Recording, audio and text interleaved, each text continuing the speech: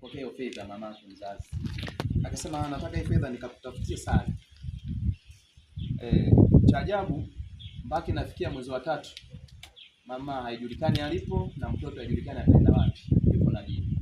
Jambo ambalo liliniibua tena kwamba na wajibu wa kufanya. Nikachangisha mahindi mtaa wa Ikwete na kama mapinduzi kijani mfuko kwa nyumba. Wakatoa mwenye lita moja, akatoa mwenye lita mbili, akatoa. Mwisho wa siku zikapatikana fedha, tukaja kuanzisha hili jambo.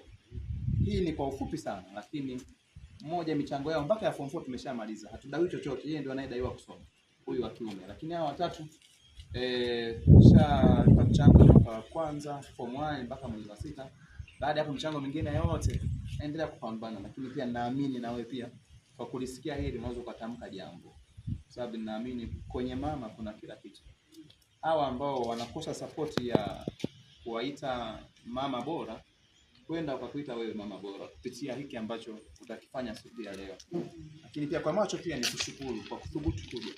Sababu utakuwa umewatia moyo watu wengine zaidi ambao wanapenda kusoma shule, lakini ndugu zao, wazazi wao hawana muda nao. Maana tunapoteza watu wengi sana ambao ni thawabu kwenye nchi, ni thawabu kwenye maeneo. Mtu mwingine anapiga hesabu, mimi nisingesoma shule ingekuaje? So namba nikukabidhi kwa ufupi kwa hayo, na karibu kwa yote ambayo utayatoa na nipo tayari kuyatekeleza kwa namna utakavyoniagiza. Nashukuru sana. Asante sana.